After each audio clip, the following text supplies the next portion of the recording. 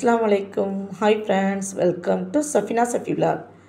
இன்றைக்கி நம்ம சேனலில் சூப்பரான அல்வா ரெசிபி தான் பார்க்க போகிறோம். இந்த அல்வா நான் மரவள்ளி கிழங்கில் செஞ்சுருக்கேன். இது ரொம்ப சூப்பராக இருக்கும். வாயில் வச்சதும் கரைஞ்சி போகிறதே தெரியாது. மரவள்ளி கிழங்கு அல்வா செம்ம டேஸ்ட்டாகவும் இருக்கும், ருசியாகவும் இருக்கும். இந்த சூப்பரான ரெசிபியை பார்க்குறதுக்கு முன்னாடி நம்ம சேனலை இப்போ தான் ஃபஸ்ட் டைம் பார்க்குறீங்கன்னா மறக்காமல் சப்ஸ்கிரைப் பண்ணிக்கோங்க. பக்கத்தில் இருக்கிற பெல் ஐக்கானை கிளிக் பண்ணிக்கோங்க. அப்போ தான் நான் போடுற வீடியோ ஒன்றைக்கு பார்க்க முடியும். வாங்க வீடியோக்குள்ளே போகலாம். மரவள்ளி கிழங்கு 1 கிலோ எடுத்திருக்கேன். தோலை எடுத்துட்டு சுத்தமாக கழுவிட்டு சீவி வச்சுக்கலாம். இந்த மாதிரி நைஸாக சீவி வச்சுக்கோங்க. 1 கிலோ மரவள்ளி கிழங்கையும் நான் சீவி வச்சுக்கிட்டேன். மரவள்ளி கிழங்கு அல்வா யார் யாருக்கெல்லாம் பிடிக்கும்னு சொல்லிட்டு கமெண்ட் பண்ணுங்கள். மிக்ஸி ஜார் எடுத்து மரவள்ளி கிழங்கு சீவுனதை 2 பாதியாக மிக்சியில் போட்டு அரைச்சிக்கலாம். கொஞ்சம் தண்ணி ஊற்றி நல்லா நைஸாக அரைச்சிக்கணும். கொஞ்ச நேரத்துலையே நல்லா அரைஞ்சிரும். இப்போ பாருங்கள், சூப்பராக அரைஞ்சிருச்சு.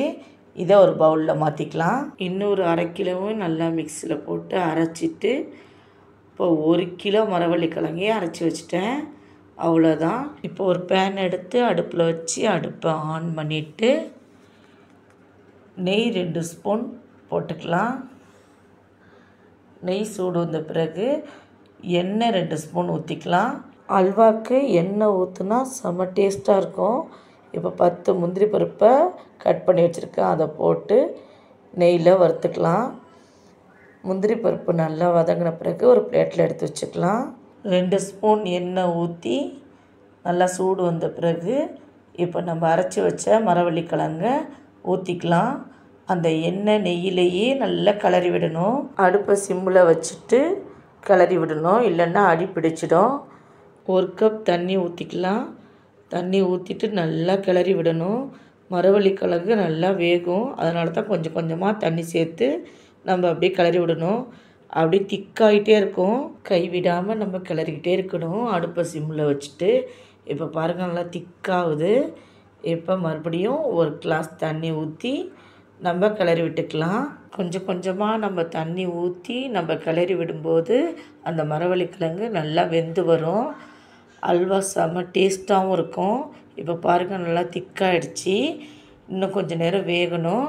அதனால் இன்னும் 1 கிளாஸ் தண்ணி ஊற்றி நம்ம கிளறி விட்டுக்கலாம். மறுபடியும் நல்லா கிளறி விடணும்.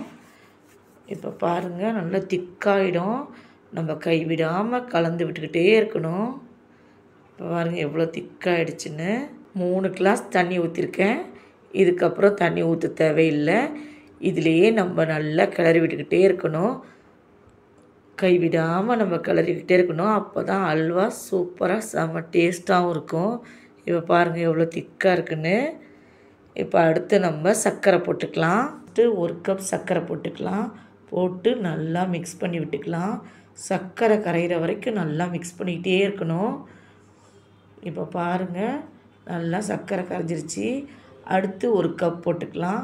போட்டு நல்லா மிக்ஸ் பண்ணி விடணும். அடுப்பு சிம்லேயே இருக்கட்டும். கொஞ்சமாக உப்பு போட்டுக்கலாம். உப்பு போட்டு நல்லா மிக்ஸ் பண்ணி விட்டுக்கலாம். மிக்ஸ் பண்ணிவிட்டு அடுத்து 2 ஸ்பூன் ஆயில் சேர்த்துக்கலாம். ஆயில் சேர்த்துட்டு நல்லா கிளறி விட்டுக்கிட்டே இருக்கணும். கொஞ்சம் கொஞ்சமாக எண்ணெய் ஊற்றி நல்லா கிளறி விட்டுக்கிட்டே இருக்கணும். இப்போ மறுபடியும் 2 ஸ்பூன் எண்ணெய் ஊற்றிக்கலாம். எண்ணெய் ஊற்றி மறுபடியும் கிளறணும். கொஞ்சம் கொஞ்சமாக எண்ணெய் ஊற்றி நல்லா கிளறும்போது அல்வா செம்ம டேஸ்ட்டு கிடைக்கும். அதனால் ஒரே திரியாக எண்ணெய் ஊற்றி நம்ம கிளறக்கூடாது. கொஞ்சம் கொஞ்சமாக எண்ணெய் ஊற்றி நம்ம அப்படியே கிளறி விட்டுக்கிட்டே வரணும். ஆனால் கைவிடாமல் நல்லா கிளறிக்கிட்டே இருக்கணும். இப்போ பாருங்கள், நல்லா திக்காகிடுச்சு. பேன்லேயும் ஒட்டாமல் சூப்பராக வந்திருக்கு. இப்போ மறுபடியும் 2 ஸ்பூன் எண்ணெய் ஊற்றி மறுபடியும் நல்லா மிக்ஸ் பண்ணி விட்டுக்கலாம். எண்ணெய் ஊற்றின பிறகு எப்படி பபுள்ஸ் ஆட்டம் சூப்பராக வருது பாருங்கள். நம்ம கைவிடாமல் மறுபடியும் கிளறி விட்டுக்கிட்டே இருக்கணும். நல்லா திக்காகிடுச்சு. அல்வா பதத்துக்கு சூப்பராக ரெடி ஆகிடுச்சு. அவ்வளோதான், மரவள்ளி கிழங்கு அல்வா சூப்பராக செம்மையாக ரெடி ஆகிடுச்சு. அடுப்பை ஆஃப் பண்ணிடலாம். ஆஃப் பண்ணிவிட்டு ஒரு 10 நிமிஷம் நல்லா ஆற விட்டுடலாம்.